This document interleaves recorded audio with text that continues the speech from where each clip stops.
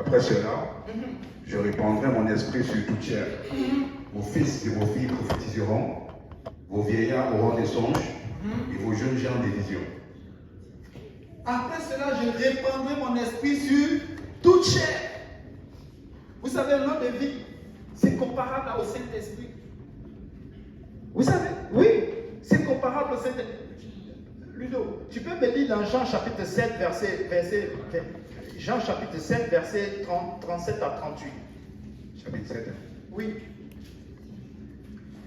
Le dernier jour, le grand jour de la fête, Jésus, se tenant debout, s'écria, si quelqu'un a soif, Amen. qu'il vienne à moi et qu'il boive. Si quelqu'un a soif, c'est la même question. C'est la même proposition qu'il fait à la femme. Les mêmes choses, continue. Celui qui croit en moi, des fleuves d'eau vive couleront de son sein. Des fleuves d'eau couleront de son sein, continue. Comme dit l'Écriture. Comme dit l'Écriture, oui.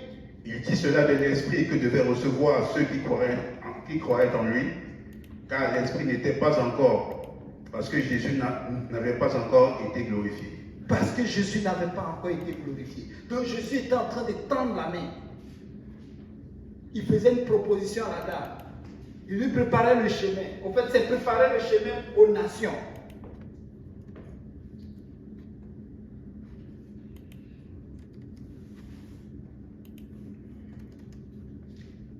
Verset 11. Le Seigneur lui dit la femme, tu n'as rien pour puiser. Vous voyez, c'est ça notre problème. On est tout le temps naturel.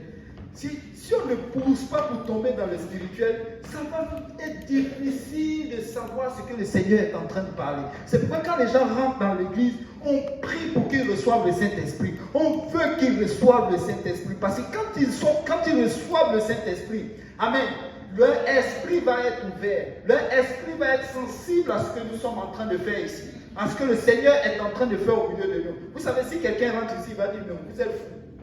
Vous êtes fous. Il ne va pas comprendre. Il ne va pas comprendre comment des gens comme ça qui laissent leur maison loin, ils viennent s'asseoir ici pour parler de Jésus. En temps normal, quelque chose devait te tiquer. Il dit, mais les autres églises sont fermées. Mais vous faites des cultes le lundi, le mardi, le mercredi, et vous parlez toujours du Saint-Esprit. Mais c'est ça l'essentiel. Amen. Amen. Pourquoi les autres églises, pourquoi les gens se refroidissent? C'est parce qu'il n'y a plus de Saint-Esprit. Ou même il n'y en a pas.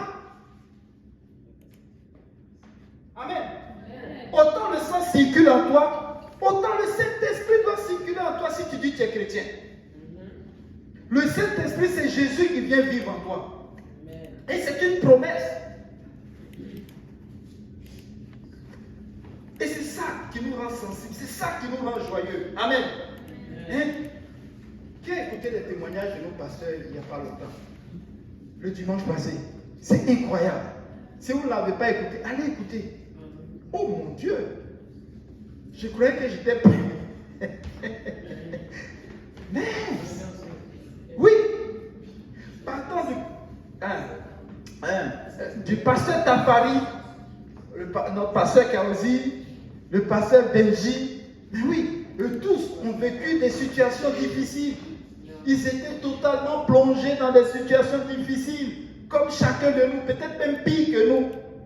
Mais regardez ce que le Saint-Esprit a fait. Amen. Et Jésus était en train, n'est-ce pas, de tendre la main à cette dame. Alléluia. Elle dit, oui, tu n'as rien pour puiser. Et le puits est profond. La Bible nous dit que Dieu dit, d'où aurais-tu donc cette eau vive?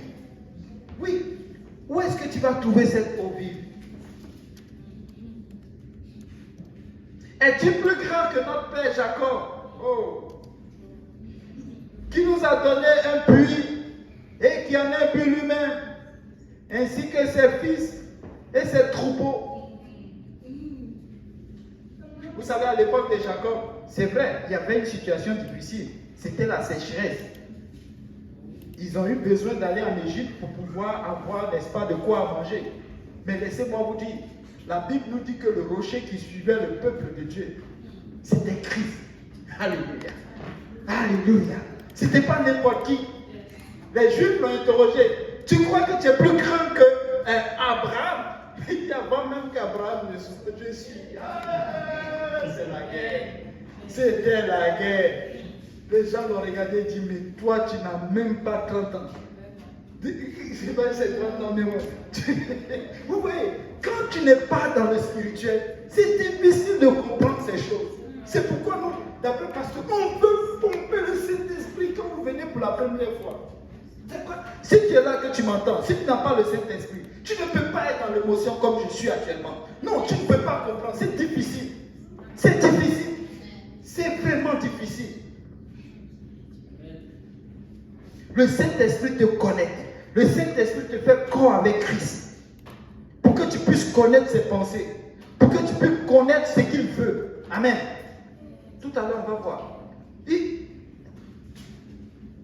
Jésus lui répondit, quiconque boit de cette eau aura toujours soif. Et vous voyez, c'est ce que je disais tantôt.